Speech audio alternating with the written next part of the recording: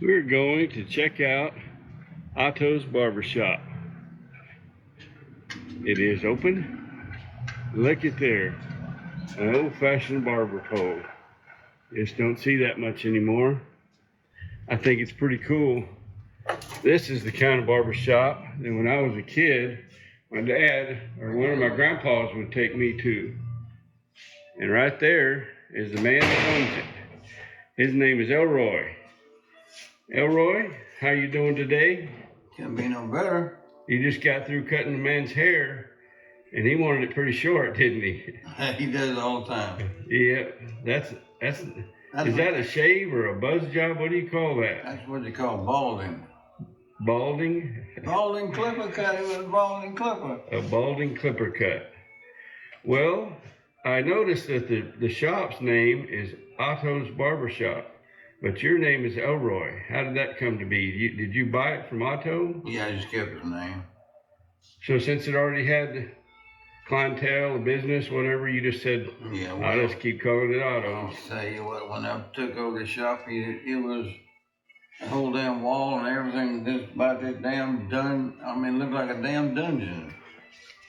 I mean, it's a damn dungeon, man. I mean. So you had a lot of cleaning to do. No, I just painted it white.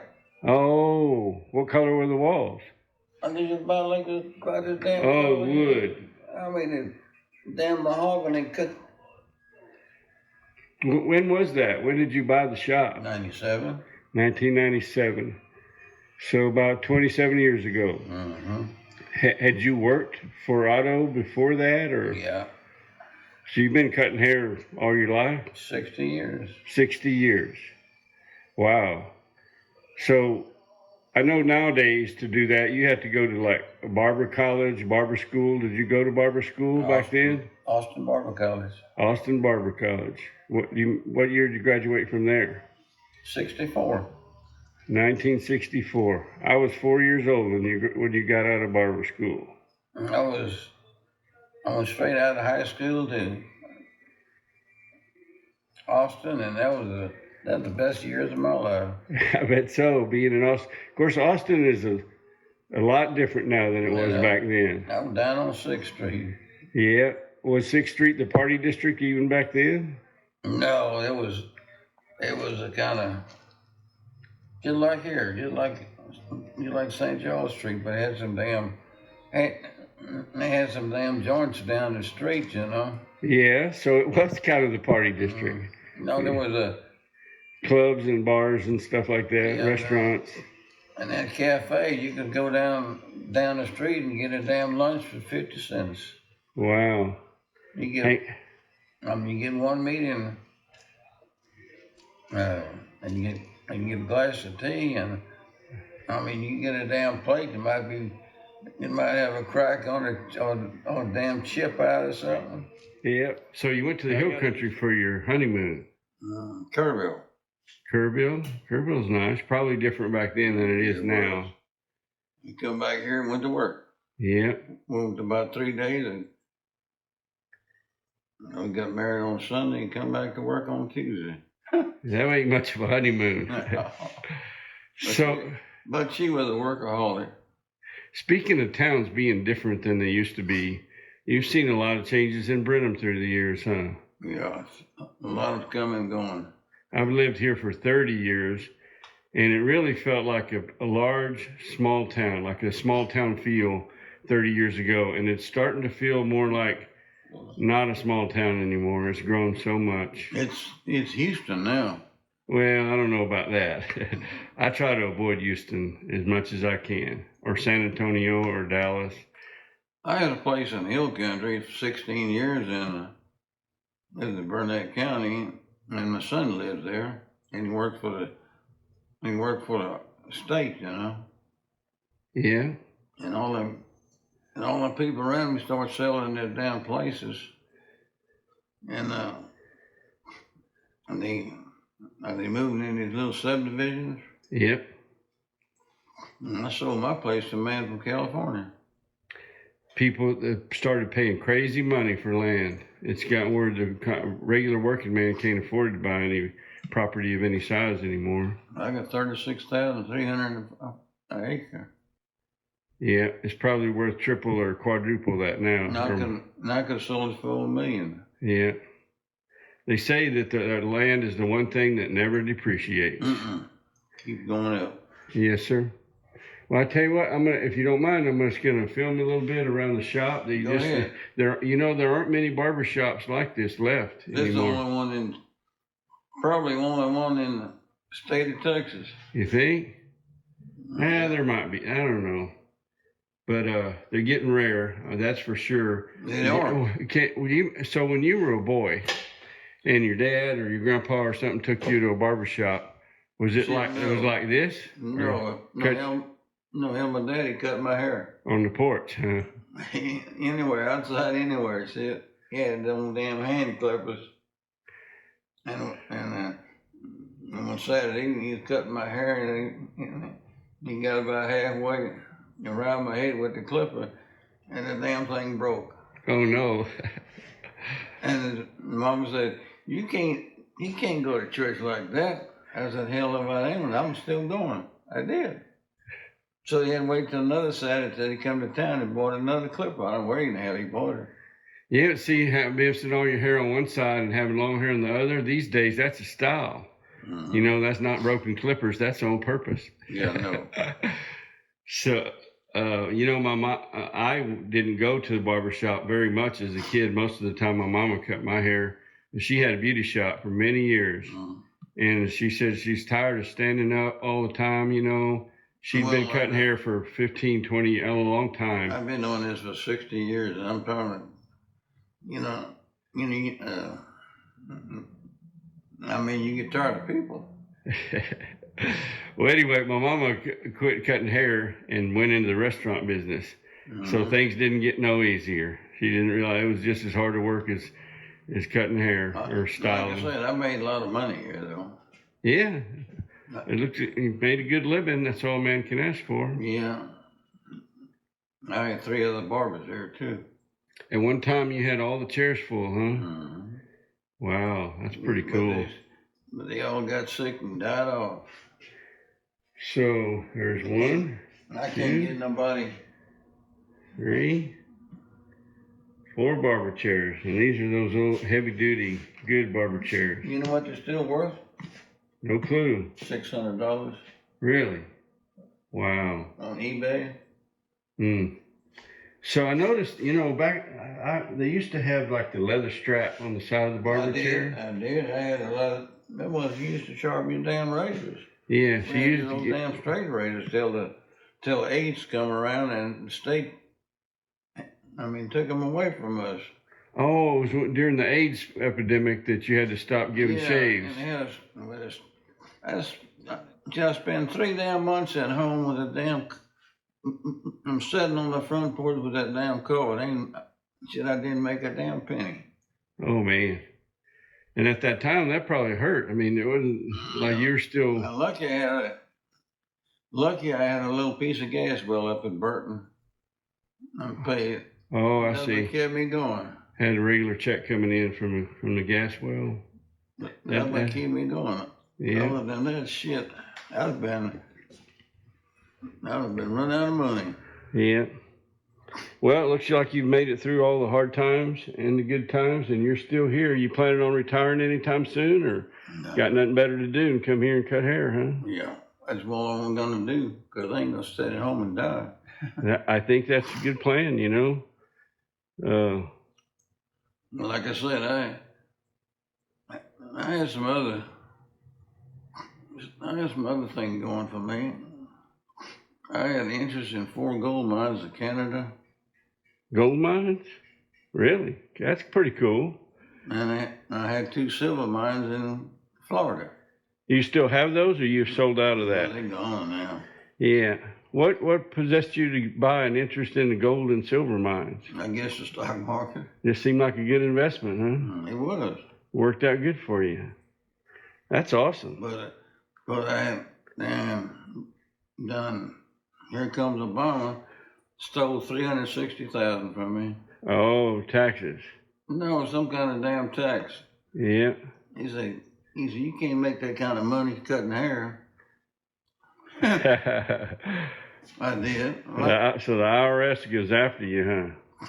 Well, You ain't the only one. well, the thing up in Canada, IRS don't bother me, see? Oh, well, you got to get the money back to the United States, though, somehow. Yeah, I was trying to get it back, and he stole it. I was going to give me $360,000 back for spending money. Come back one day. When my hair grows out a little bit, I'm going to come back and get you. From now on, you're going to be my barber as long as you're here. Me and the wife, we filled up 7 banks. Filled up 7 bank. Oh, you opened different bank accounts so you'd have insurance for FDIC. Insure your money. 7 banks. Here in the Carmine, Burton, Industry, Brenham. You know what? I guess you never forgot about we had some money at some certain bank, did you? Mm. You might have $250,000 somewhere and forgot all about it. In Florida. Well, apparently you didn't forget about it. And, I had some in as banking. I had 7. Almost 100,000 as a bank in Puerto Rico. Puerto Rico. Mm-hmm.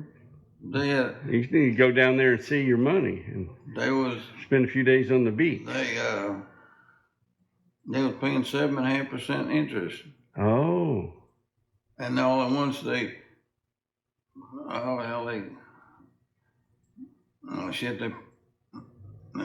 gave me all my damn money back, every damn penny. They just sent it back to you. They didn't want you to have it in there anymore? Well, there's some kind of damn deal fixing to. The government started taking the damn money or something. Yeah, that's the risk of having money overseas like that. It wasn't insured, see? It wasn't no FDIC. Yeah, it's almost like gambling. Mm-hmm. You're getting a good return, but there's risk. There's always risk for that reward. Just like stock market. Yep. All right. So you said you went to barber school in Austin. How'd you wind up from Austin back in Brenham, Texas? Was Brenham home before you went to barber school? Well, I was born and raised out in Morrison County. Yeah. Yeah. And they wanted me to come back. If I would have stayed in Austin, I probably married a Mexican gal and had about 8 or 10 kids. Shit. Well, did you have any kids? Huh? Do you have kids? Oh yeah. So you came back to you got married and had some kids. I had a son. Then my wife come down when she was 50 years old. She come down with colon cancer. Yeah. And she died when she was 56. That's too young. Mm-hmm. And she worked for AT&T downtown Houston. Oh. She made more damn money than the governor of Texas. Did she drive back and forth from Brenham to Houston, or did y'all live in Houston? Every day. Every day. She'd leave at 4 o'clock in the morning. Oh, that'd get old. I don't know if I could do that. She went to work at 6. Wow. Then they put this big Walmart in Katy. So she set all the computers up there. Then she went to work for them part-time. So she was pretty smart as far as technology. She got set up computers for. Yeah. Shit. And she'd leave at 4 o'clock in the morning and she'd get home midnight. Wow. Do you think that helped you get along better in your marriage, or that hurt it? I hardly ever seen her. Well. Every time she had a day off, we went out of town and get something to eat. Yeah. Oh, we go to New Mexico. When was the last time somebody got the shoe shine in that shoe shine stand? Pretty good while already. In a while, huh? He comes in and shines shoes. He collects them from his friends, you know.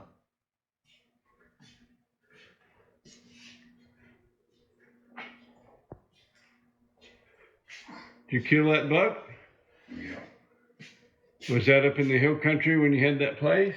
No, that come from Young County. Young County. Pretty close to Wichita Falls. Looks like you've done quite a bit of hunting in your life. Huh? Look like you've done quite a bit of hunting in your life. Yeah, I kill a lot of deer.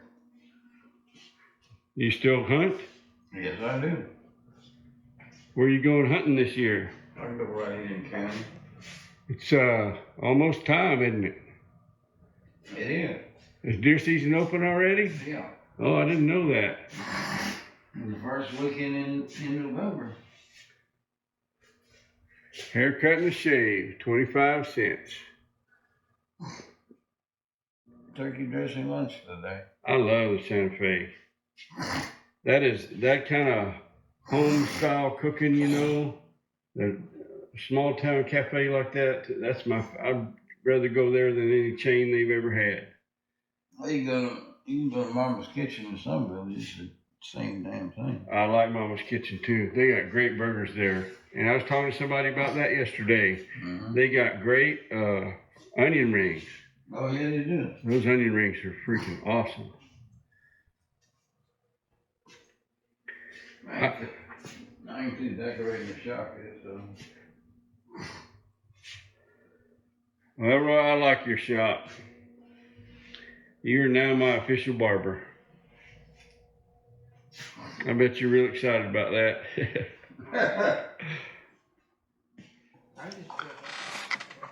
So there you have it. You just don't come across barber shops or barbers like that very much anymore. And I gotta say, I really enjoyed visiting with Elroy. We probably talked at least a half hour in addition to when I was filming, when I was recording off camera. Talked to him a lot. Found out he is remarried. So he's been cutting hair for 60 years after he got out of barber school. So I'm going to say he's something over 80. And he has remarried and has a 10-year-old son. They go into Brenham, to the elementary school here in Brenham. And he's done things, had interest in silver mines and gold mines in Canada, and oil and gas wells in the Permian Basin out in West Texas. And he told you he had money trying to draw 7.5% interest in Puerto Rico and a lot of stuff like that. Interesting man. And I really enjoyed visiting with him. Brought back a lot of memories too. Like I said in the video, my mom usually cut my hair. One time I never forget, I went to my grandpa Leonard's, and back then, you know, it was cool. It was in the 70s, and my parents let me out. My hair was had gotten pretty long. I was probably about 12 years old or something like that, 12 or 14, I don't know. And as soon as my parents were going, my dad rodeoed, they were going on a several-day rodeo trip. And I'd rather stay with my grandparents than go on that trip, all those miles, all the driving.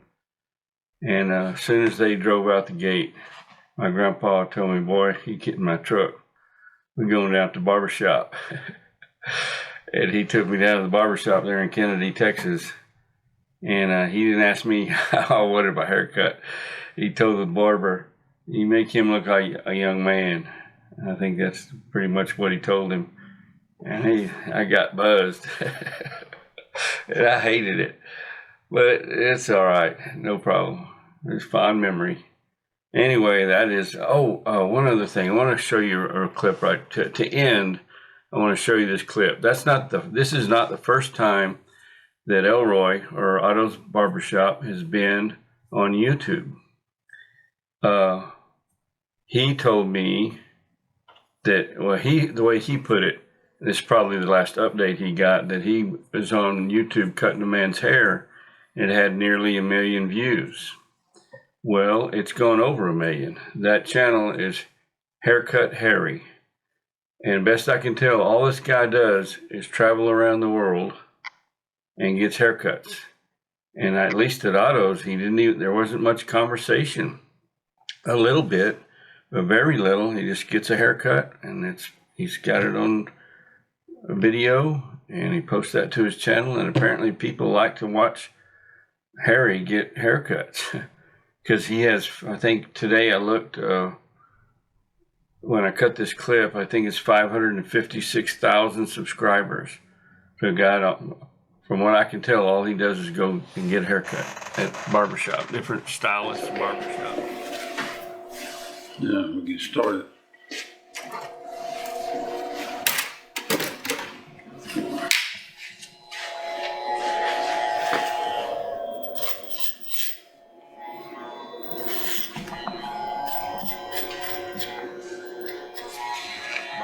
Different stylists barbershops. Speaking of stylists, that's another thing Elroy told me, that in the past or at times he has done a lot of women's hair as well. So he says he's a stylist in addition to being a barber. But interesting man. And next time I need a haircut, I'm going to go see him again, and maybe I will. He's got a lot of stories. And when I left there, I had a little bit of a hard time convincing Elroy to let me shoot a video. But after I visited with him a little bit, he said, "Okay, let's do it." And this time when I left, and I was telling him bye, everything, I'm gonna go have some lunch. He said, "Oh, well, I got a lot more stories." So I don't know, that might be something in the future that I can do. I try to keep my videos from being too long, so I'm just going to say thank you for watching. And until next time, be well and happy.